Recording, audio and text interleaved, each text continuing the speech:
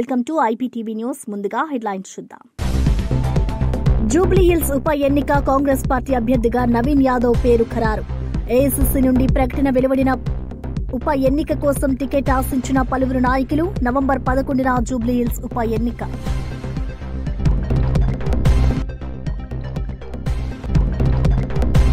జూబ్లీహిల్స్ లో బీఆర్ఎస్ గెలిస్తేనే ప్రభుత్వానికి చెక్ పడుతుంది. కేటీఆర్, హరీష్ రావు ఉప ఎన్నికలపై కేటీఆర్, హరీష్ రావు దిశానిర్దేశం. కాంగ్రెస్ ప్రభుత్వంపై ప్రజల్లో వ్యతిరేకత ఉందని వ్యాఖ్య. ఎన్నికల ఇన్ఛార్జీలు సమన్వయంతో పనిచేయాలని సూచన. నవీ ముంబై అంతర్జాతీయ విమానాశ్రయం మొదటి దశను ప్రారంభించిన ప్రధాని మోదీ. ప్రతి ఒక్కరూ స్వదేశీ మంత్రాన్ని పాటించాలని ప్రజలకు పిలుపు. దేశీయ వస్తువుల వాడకంతోనే అభివృద్ది, ఉద్యోగాల కల్పన సాధ్యమని స్పష్టం. ముంబై ఉగ్రదాడి తర్వాత యూపీఏ ప్రభుత్వం బలహీనంగా వ్యవహరించిందని విమర్శ. మహిళల వరల్డ్ కప్ లో వరుసగా మూడోసారి ఓడిన పాకిస్తాన్. 107 పరుగుల భారీ తేడాతో పాక్ ను చిత్తు చేసిన ఆస్ట్రేలియా. సెంచరీతో ఆస్ట్రేలియాను ఆదుకున్న బెత్ మూనీ. అజయ హాఫ్ సెంచరీతో మెరిసిన ఆలనా కింగ్. జూబ్లీహిల్స్ అసెంబ్లీ నియోజకవర్గం ఉప ఎన్నికకు కాంగ్రెస్ పార్టీ తమ అభ్యర్థిగా నవీన్ యాదవ్ పేరును ఖరారు చేసింది. దీనికి సంబంధించిన ఏఐసీసీ అధికారిక ప్రకటనను విడుదల చేసింది. జూబ్లీహిల్స్ ఉప ఎన్నిక టికెట్ కోసం అధికార పార్టీ నుంచి పలువురు ఆశావాహులు పోటీ పడ్డారు. తెలంగాణ కాంగ్రెస్ నేతలు, పార్టీ యువ నాయకుడు నవీన్ యాదవ్, మాజీ ఎంపీ అంజన్ కుమార్ యాదవ్, సీఎన్ రెడ్డి పేర్లను అధిష్టానానికి పంపించారు. మాజీ మేయర్ బొంతు రామ్మోహన్ పేరు కూడా పరిశీలనలో ఉన్నప్పటికీ ఆయన పోటీలో లేరని నిన్న స్పష్టం చేశారు. ఈ నేపథ్యంలో అధిష్టానం వారి పేర్లను పరిశీలించి నవీన్ యాదవ్ పేరును ఖరారు చేసింది. జూబ్లీహిల్స్ అసెంబ్లీ స్థానానికి ఉప ఎన్నికల షెడ్యూల్ ఎన్నికల సంఘం నిన్న విడుదల చేసింది. నవంబర్ 11వ తేదీన పోలింగ్ జరగనుండగా 14న ఓట్ల లెక్కింపు ఉంటుంది. సిట్టింగ్ ఎమ్మెల్యే మాగంటి గోపీనాథ్ మరణించడంతో జూబ్లీహిల్స్ ఉప ఎన్నిక అనివార్యమైంది. జూబ్లీహిల్స్ ఉప ఎన్నికల్లో బీఆర్ఎస్ గెలుపొందినప్పుడే రాష్ట్ర ప్రభుత్వానికి అడ్డుకట్ట వేయగలమని BRS working president KTR, senior MLA Harish Rao స్పష్టం చేశారు. ఉప ఎన్నికల్లో ఐక్యంగా పనిచేసి పార్టీ అభ్యర్థి మాగంటి సునీత విజయానికి కృషి చేయాలని వారు పిలుపునిచ్చారు. జూబ్లీహిల్స్ ఉప ఎన్నికలపై కేటీఆర్, హరీష్ రావు పార్టీ నేతలకు దిశానిర్దేశం చేశారు. ఈ సందర్భంగా వారు మాట్లాడుతూ కాంగ్రెస్ ప్రభుత్వంపై ప్రజల్లో వ్యతిరేకత నెలకొందని అన్నారు. దీనిని సమర్థవంతంగా ఉపయోగించుకోవాలని సూచించారు.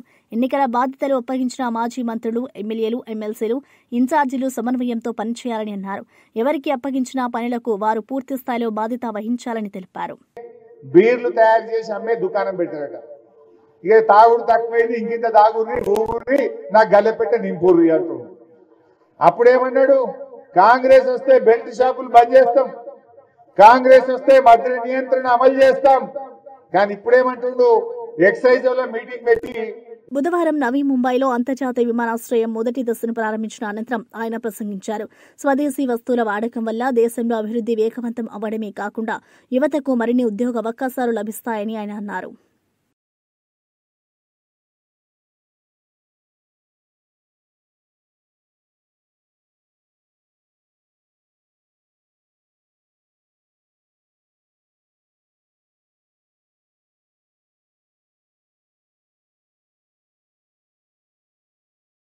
ఆంధ్రప్రదేశ్లో పెట్టుబడుల కొత్త చరిత్ర సృష్టించబడింది. విశాఖలో 87,520 కోట్లతో రైడెన్ ఇన్ఫోటెక్ భారీ డేటా సెంటర్ ఏర్పాటుకు ఆమోదం లభించింది. మొత్తం 1,14,824 కోట్ల పెట్టుబడులకు 11వ ఎన్ఐపిబి సమావేశంలో సీఎం చంద్రబాబు అధ్యక్షతన గ్రీన్ సిగ్నల్ ఇచ్చారు. ఈ 26 మెగా ప్రాజెక్టుల ద్వారా 67,218 మందికి ఉద్యోగ అవకాశాలు లభించనున్నాయి. అంతేకాకుండా ప్రతి మెగా ప్రాజెక్టుకు ప్రత్యేక అధికారులను నియమించాలని ప్రభుత్వం నిర్ణయించింది. ఇప్పటి వరకు 11 ఎస్ఐపిబిల ద్వారా 7.07 లక్షల కోట్ల పెట్టుబడులు ఆమోదం పొందగా 6.20 లక్షల ఉద్యోగాలు సృష్టించబడ్డాయి. ఈ నిర్ణయాలతో ఏపీ పెట్టుబడుల కేంద్రంగా అవతరించబోతుందని పరిశ్రమ వర్గాలు అభిప్రాయపడుతున్నాయి.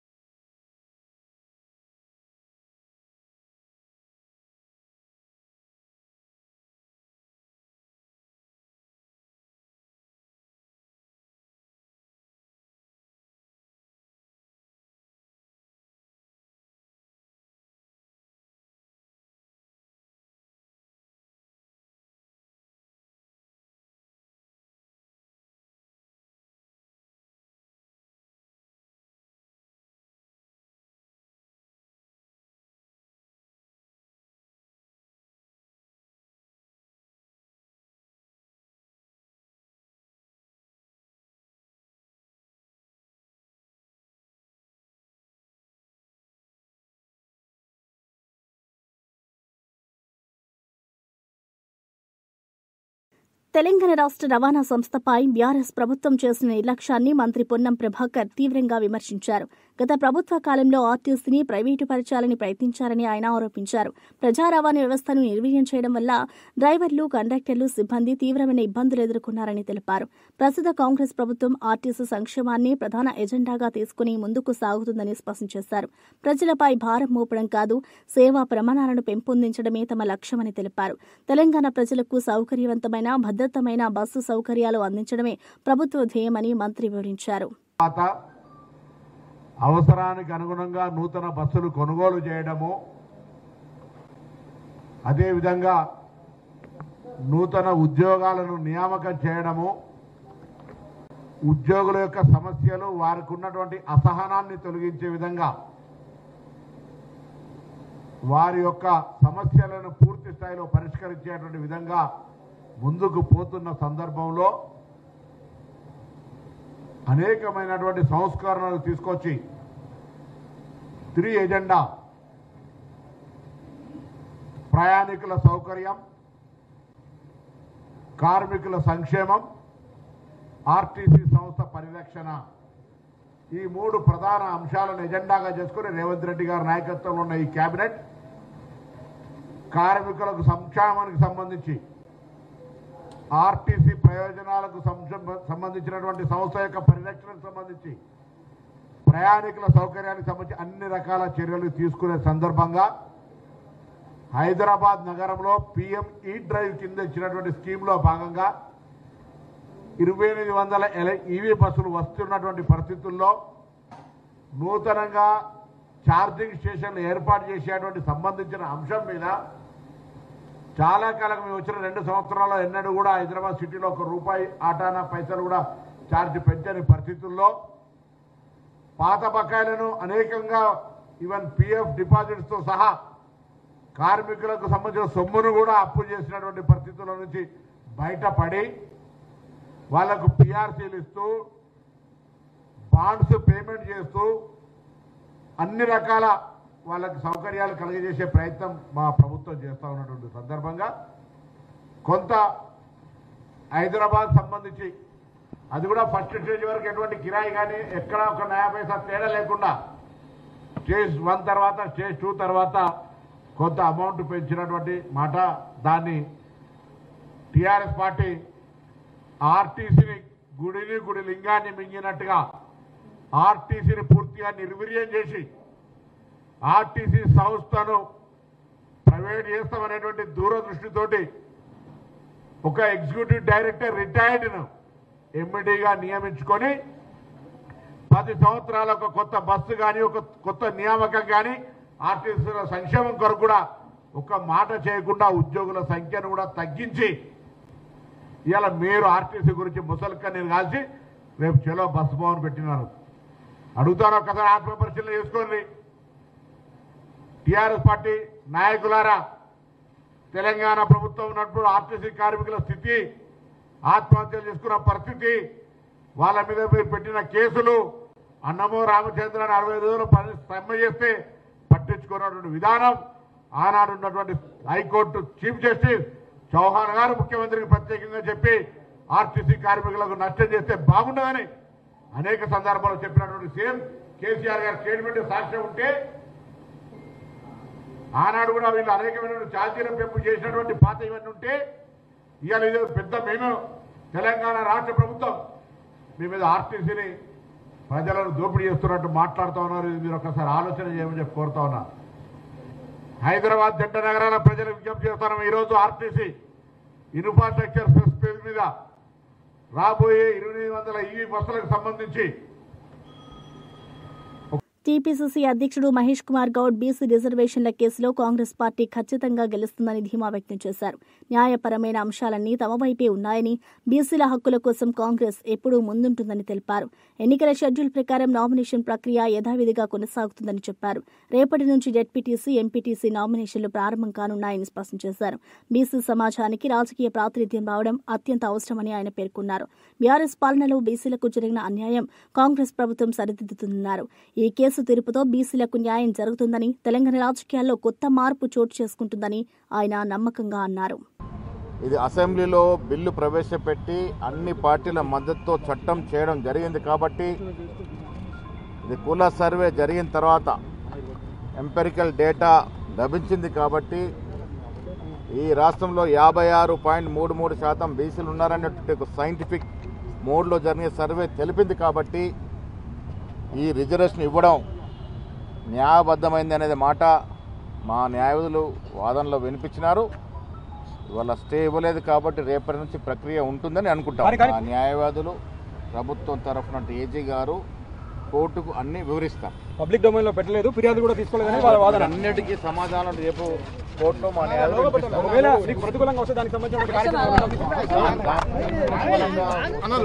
మాటే లేదు. ఇప్పటి వరకు ఉన్న సమాచారం ప్రకారం కోర్టు కూడా ఇది న్యాయబద్ధమైందని నమ్ముతున్నట్టుగా మాకు అందుతున్న వార్తలు. రేపు మా న్యాయవాదులు బలంగా ఇంకా వాదనలు వినిపిస్తారు. ఇది సజావుగా ఎన్నికలు జరుగుతాయని అనుకుంటాం. మీ పార్టీకి సంబంధించిన నాయకులకి రేపు నోటిఫికేషన్ లో పార్టిసిపేట్ చేయమని చెప్తున్నారు. నామినేషన్ ఏమని చెప్తున్నారు మీరు? ఇదివరకు చెప్పుకున్నాం 9th నుంచి నోటిఫికేషన్ కాబట్టి చాలా చోట్ల మా నాయకులు మా ఎమ్మెల్యేలు దీనికి సన్నద్ధమే ఉన్నారు. డీఎస్పీ 2025 పై కొనసాగుతున్న వివాదంలో కొత్త మలుపు చోటు చేసుకుంది. మాజీ ముఖ్యమంత్రి వైఎస్ జగన్మోహన్ రెడ్డిని డీఎస్సీ అభ్యర్థులు కలిసి తమ ఆవేదనను వ్యక్తం చేశారు. ప్రభుత్వం విడుదల చేసిన జీవో 77 రద్దు చేయాలని, ఒక పేపర్తో రీనోటిఫికేషన్ జారీ చేసి పరీక్ష నిర్వహించాలని తమ డిమాండ్ను వివరించారు. నార్మలైజేషన్ పేరుతో మార్కులు కలిపే విధానం అన్యాయమని, ఇది విద్యార్థుల భవిష్యత్తులో దెబ్బతీస్తుందని అభ్యర్థులు ఆగ్రహం వ్యక్తం చేశారు. ఈ అంశంపై ప్రభుత్వంపై ఒత్తిడి తీసుకురావాలని వైఎస్ జగన్ కోరారు. అభ్యర్థుల సమస్యలను శ్రద్దగా విన్న జగన్ తగిన చర్యల కోసం పార్టీ స్థాయిలో చర్చిస్తామని హామీ ఇచ్చారు. డీఎస్సీ ప్రక్రియలో పారదర్శకత, న్యాయం కోసం అభ్యర్థులు పోరాటం కొనసాగిస్తున్నారు.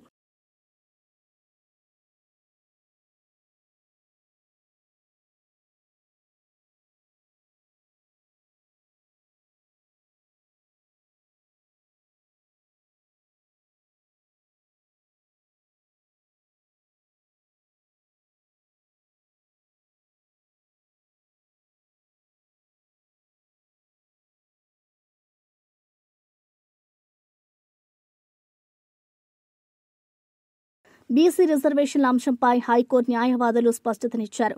జీవో నెంబర్ 9 పై హైకోర్టు ఎలాంటి స్టే ఆదేశాలు ఇవ్వలేదని న్యాయవాదులు తెలిపారు. కొన్ని వర్గాలు తప్పుదారి పట్టించే ప్రచారం చేస్తున్నాయని విమర్శించారు. బీసీల హక్కుల కోసం దాఖలైన ఈ పిటిషన్ హైకోర్టు చరిత్రలో ఒక మైలురాయిగా నిలుస్తుందని అన్నారు. బీసీ వర్గాలను చైతన్యపరిచి వారికి సరైన రాజకీయ ప్రాతినిధ్యం ఇవ్వాలనే ఉద్దేశంతో ఈ పిటిషన్ దాఖలైందని వివరించారు.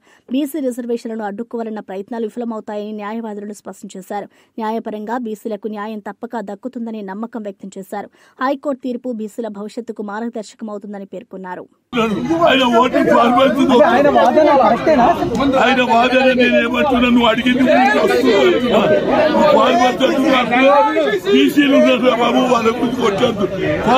పేదల సంక్షేమంపై జగన్ వైఖరిని ఎంపీ బైరెడ్డి సబ్రే ధ్వజమెత్తారు. పేదలకు అధునాతన వైద్య సదుపాయాలు కల్పించేందుకు ప్రభుత్వం ఉచిత మెడికల్ సీట్లు ఇస్తే దానిపై రచ్చబండలో రచ్చ చేయడం జగన్ రాజకీయ పతనమని వ్యాఖ్యానించారు.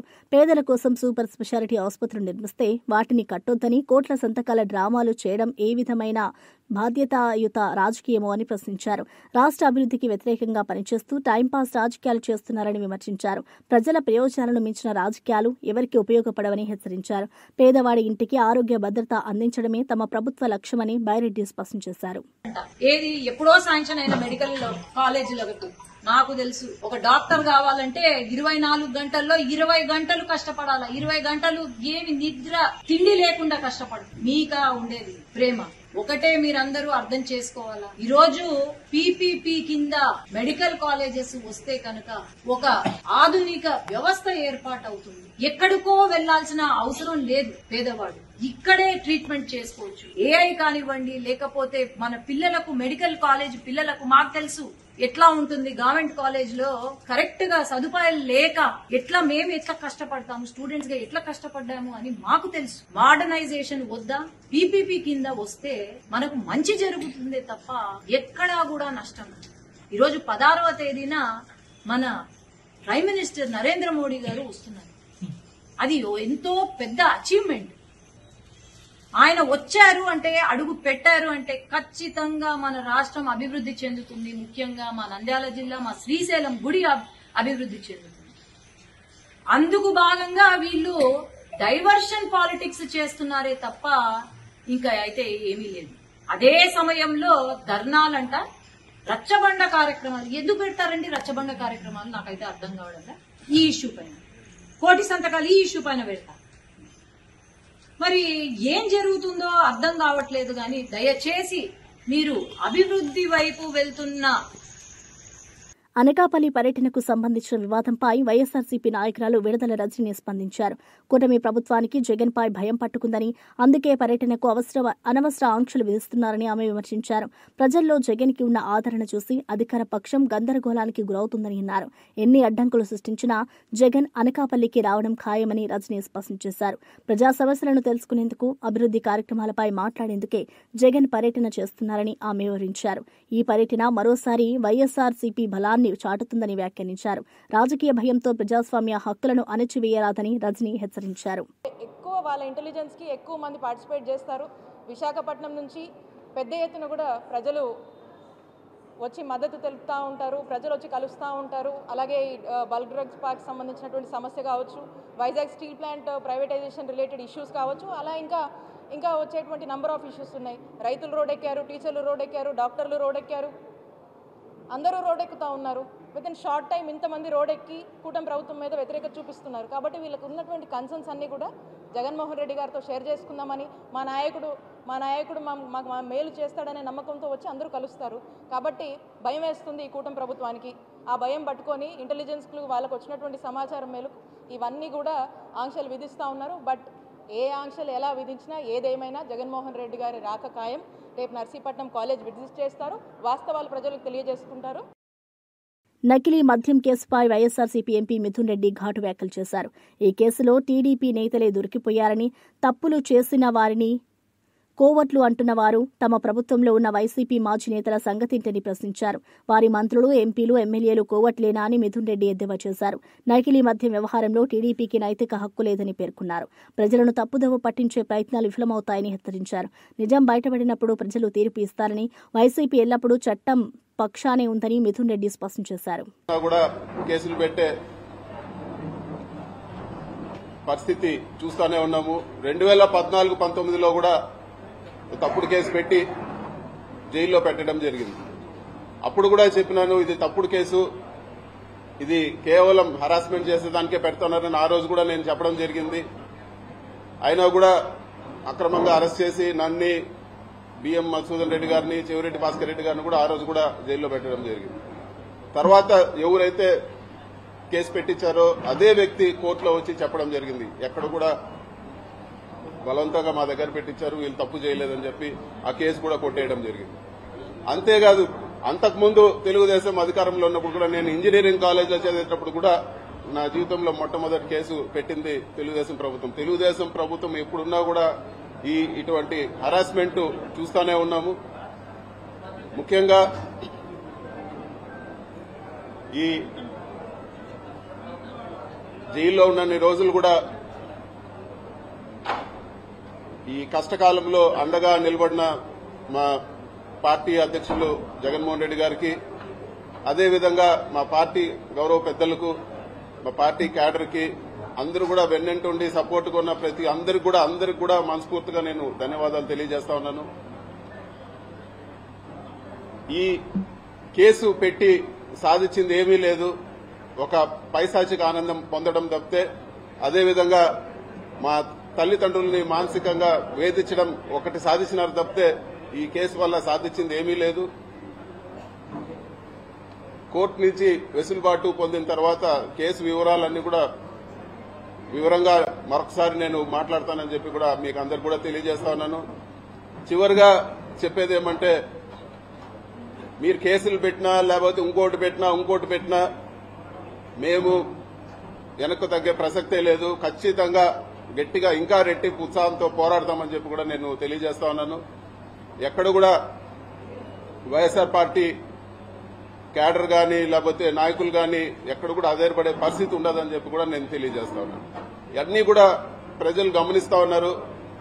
ఇవన్నీ కూడా ఒక డైవర్షన్ టాక్టిక్స్ లో భాగమే అని చెప్పి కూడా అందరూ కూడా గమనించాలని చెప్పి కూడా నేను కోరుతా ఉన్నాను. ప్రభుత్వం చేయాల్సిన పనులు పక్కన పెట్టి ఏదో ఒక అభూత కల్పన చేసి రకరకాల కేసులు పెట్టి నాయకులందరినీ కూడా జైళ్లలో పెట్టి, సంబంధం ఉన్నా లేకపోయినా ఎట్లంటే అట్లా జైళ్లలో పెట్టి, ఇదంతా కూడా వాళ్ళు చేయాల్సిన పనుల నుంచి డైవర్షన్ చేసే పరిస్థితి ఉందని చెప్పి కూడా మనం అందరం కూడా తెలుసుకోవాలని చెప్పి కూడా నేను తెలియజేస్తా ఉన్నాను.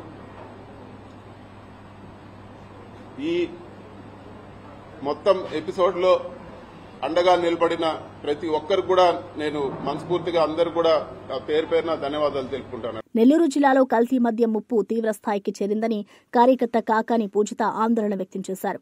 ఎక్సైజ్ సూపరింటెండెంట్ కార్యాలయం ఎదుట నిరసన చేపట్టిన ఆమె రాష్ట్ర వ్యాప్తంగా కల్తీ మద్యం తాగి ఎన్నో మంది ప్రాణాలు కోల్పోతున్నారని తెలిపారు. జిల్లాలో మద్యం ఏరులై పారుతున్నా ఎక్సైజ్ అధికారులు పట్టించుకోవడం లేదని విమర్శించారు. గ్రామాల నుంచి పట్టణాల దాకా విచ్చలవిడిగా బెల్టు షాపులు నడుస్తున్నాయని, పగలు రాత్రి మద్యం విక్రయాలు జరుగుతున్నా ఎవరూ ఆపడం లేదని ఆగ్రహం వ్యక్తం చేశారు. మద్యం, గాంజా విక్రయాలు నియంత్రణ లేకుండా సాగుతుండటంతో హత్యలు, నేరాలు పెరుగుతున్నాయని పూజిత పేర్కొన్నారు. ప్రజల ప్రాణాలను కాపాడేందుకు ప్రభుత్వం తక్షణ చర్యలు తీసుకోవాలని ఆమె డిమాండ్ చేశారు. ప్రజలు కల్తీ మద్యం వల్ల ప్రాణాలు కోల్పోతున్నారు. నెల్లూరు జిల్లాకు సంబంధించి ఈరోజు ఆ కల్తీ మద్యం గురించి మహిళలందరం కలిసి వచ్చి పోరాటం చేసి ఎక్సైజ్ ఆఫీసులో వినతి పత్రం ఇచ్చి దానికి తగిన చర్యలు తీసుకోమని కూడా ఆఫీసర్లను అడగడం జరిగింది. అయితే ఈరోజు మనం చూస్తున్నాం, మద్యం ప్రతి దగ్గర ఏర్లైపోతుంది. ప్రతి ఊర్లో ఊరూరా బెల్ట్ షాపులు వచ్చాయి. ఏ సమయంలో పడితే ఆ సమయంలో మద్యం సేవించి, కల్తీ మద్యం సేవించి ప్రజలు ఆ కల్తీ మద్యం వల్ల మనసు చెడిపోయి మానసికంగా ఎంతో ఒత్తిడికి, ఉద్రేకానికి లోనయ్యి మహిళలని వేధించడం, కొట్టడం, రకరకాలైన అత్యాచారాలు చేయడం వాళ్ళ కంట్రోల్లో కూడా లేదనమాట. మద్యం సేవిస్తున్నారు, ఎప్పుడు పడితే అప్పుడు సేవిస్తున్నారు.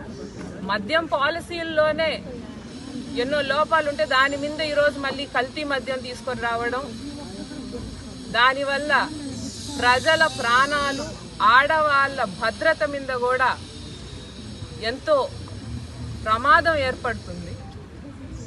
ఈరోజు ఎవరైతే ఈ ప్రభుత్వం ఆ రోజు ఏమనింది, జగన్మోహన్ రెడ్డి గారు ప్రత్యేకమైనటువంటి పాలసీలు తీసుకొచ్చి ఆయన హయాంలో ప్రభుత్వం నడిపింది మద్యాన్ని, మద్యం షాపుల్ని. కాబట్టి ఏ రకమైన అవతవక లేకుండా జాగ్రత్తగా పరిమితి అయిన టైము, ఎప్పుడు పడితే అప్పుడు దొరకకుండా, ఇప్పుడు కాబట్టి ఎక్కడ పడితే అక్కడ ఎప్పుడు పడితే అప్పుడు దొరుకుతున్నాయి మద్యం. అట్లా కాకుండా ఇంత టైంలో చేసింది. దానికి సెబ్ అనే ఒక స్పెషల్ ఎన్ఫోర్స్మెంట్ బ్యూరో పెట్టి దాని ద్వారా ఎక్కడా కూడా మద్యంలో లిక్కర్ పాలసీలో చిన్న తప్పులు కూడా జరగకుండా నడిపితే అది స్కామ్ అన్నారు చంద్రబాబు నాయుడు గారు. అదే ఈరోజు ఎక్సైజ్ ఆఫీసర్లు మీ మద్యం స్కామ్ని పట్టుకుంటే ఏమీ సమాధానం చెప్పట్లేదు. మీ ప్రభుత్వంలో కల్తీ మద్యం దొరికిందండి, దాని గురించి ఏమి చర్యలు తీసుకున్నారంటే ఏమీ లేదు. రకరకాలమైన డైవర్షన్ పాలిటిక్స్, మద్యం పాలసీల్లో ఎంత అసంతృప్తి ఉంది, ఆడవాళ్ళకి ఎంత దిగజారిపోయింది మద్యం పాలసీలు చేయడంలో ఈ ప్రభుత్వం అని అనేకమైన సందర్భాల్లో చెప్పాం. ఆ పాలసీలే మార్చాలి అని అంటే. కాకినాడలో జరిగిన దురదృష్టకర ఘటనపై రాష్ట్ర హోంమంత్రి అనిత స్పందించారు. సంఘటన జరిగిన వెంటనే ముఖ్యమంత్రి చంద్రబాబు నాయుడు స్పందించి తగిన చర్యలు చేపట్టాలని ఆదేశించారని ఆమె తెలిపారు. ఆదేశాల మేరకు హర్సిల్ప్ సంఘటనా స్థలానికి వెళ్లి పరిస్థితిని సమీక్షిస్తున్నారని వివరించారు. ఈ ఘటనలో 6 మృతి చెందగా 8 మందికి గాయపడ్డారని చెప్పారు. క్షతగాత్రులకు మెరుగైన వైద్యం అందించేందుకు ప్రభుత్వం అన్ని ఏర్పాట్లు చేస్తుందని హామీ ఇచ్చారు. Africa 13 B1 14 B5 15 B4 16 B3 17 B1 20 first H1 22nd. Madam రెండు మాటలు మేడం అదే మేడం అంటే ఘటనస్థలం అంటే ఏది జరుగుతారు కదా, ఇంకా మృతులు పెరిగే సంఖ్య, మృతులు పెరిగే అవకాశం ఉన్నారు సార్. హాస్పిటల్కి తీసుకెళ్లారు. యాజ్ ఆఫ్ నౌ ఇన్ఫర్మేషన్ రాగానే ఇమీడియట్గా అక్కడ సంఘటన స్థలానికి వెళ్ళమని చెప్పి గౌరవ ముఖ్యమంత్రి గారి ఆదేశాల మేరకు నేను రావడం జరిగింది. ఇక్కడ నుంచి ఒకసారి సంఘటన స్థలం చూసుకుని అక్కడ నుంచి క్షత్రికతలను కూడా ఒకసారి పరామర్శ చేస్తాం. ప్రస్తుతానికి దురదృష్టం 6 మంది చనిపోవడం ఈరోజు, అరౌండ్ 8 మెంబర్స్ ఇంజ్యూర్డ్ అయి ఉన్నారు. వారందరినీ కూడా పెరిగిన వయసు అందించమని చెప్పి ఆల్రెడీ ఇప్పుడు వనపర్తి హాస్పిటల్ నుంచి ఇప్పుడు కాకినాడ తరలించడానికి రెడీ అవుతున్నారు. ఇస్తామండి, అన్ని కూడా మాట్లాడుతాం.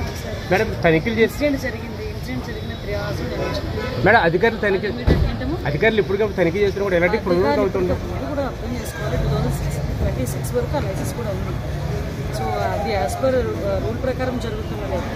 నాకు తెలిసిన ఇన్ఫర్మేషన్ ఏంటంటే ఇన్ దట్ సిచ్యువేషన్ ఆ ఇన్సిడెంట్లో ఓనర్ కూడా చనిపోయినట్టుగా ఒక ఇన్ఫర్మేషన్ వచ్చింది. ఏదన్నది కూడా ఒకసారి మేము కూడా కొన్ని షాపులకి లైసెన్స్ లేకుండా అనధికారంగా మొన్ననే రీసెంట్గా ఒక 2 months బ్యాక్ ఒక మీటింగ్లో కూడా ఐసీసీ మహిళల ప్రపంచ కప్ 2025లో పాకిస్తాన్ ఆట తీరు నానాటికి తీసికట్టుగా మారుతోంది. ఈ టోర్నమెంట్లో ఆ జట్టు వరుసగా 3వ ఓటమిని మూటగట్టుకుంది. బుధవారం కొలంబోలోని ఆర్ ప్రేమదాస స్టేడియం వేదికగా ఆస్ట్రేలియాతో జరిగిన మ్యాచ్లో 107 పరుగుల భారీ తేడాతో పరాజయం పాలైంది. ఈ మ్యాచ్లో బెత్ మూనీ అద్భుత సెంచరీతో ఆస్ట్రేలియా విజయంలో కీలక పాత్ర పోషించింది. ఈ మ్యాచ్లో టాస్ గెలిచిన పాకిస్తాన్ కెప్టెన్ ఫాతిమా సనా తొలుత బౌలింగ్ ఎంచుకుంది. పాక్ బౌలర్లు కట్టుదిట్టంగా బంతులేయడంతో ఆస్ట్రేలియా బ్యాటింగ్ లైనప్ ఒక దశలో కష్టాల్లో పడింది. 115 పరుగులకే 8 వికెట్లు కోల్పోయి స్వల్ప స్కోరుకే పరిమితమయ్యేలా కనిపించింది. అయితే ఈ క్లిష్ట సమయంలో ఓపెనర్ బెత్ మూనీ అద్భుత సెంచరీతో ఆకట్టుకోగా చివర్లో అలానా మెరుపు ఆఫ్ సెంచరీతో జట్టుకు అండగా నిలిచింది. వీరిద్దరి పోరాటంలో ఆస్ట్రేలియా నిర్ణీత 50 ఓవర్లలో 9 వికెట్ల నష్టానికి 221 పరుగుల గౌరవప్రదమైన స్కోర్ చేసింది. పాక్ బౌలర్లలో నష్రా సంధు 3 వికెట్లు పడగొట్టగా ఫాతిమా సనా, రమీన్ షమీం చెరో 2 వికెట్లు తీశారు. బులెటిన్ ముగించే ముందు హెడ్లైన్స్ మరోసారి. జూబ్లీహిల్స్ ఉప ఎన్నిక కాంగ్రెస్ పార్టీ అభ్యర్థిగా నవీన్ యాదవ్ పేరు ఖరారు. ఏఐసీసీ నుండి ప్రకటన వెలువడిన ఉప ఎన్నిక కోసం టికెట్ ఆశించిన పలువురు నాయకులు. నవంబర్ 11న జూబ్లీహిల్స్ ఉప ఎన్నిక.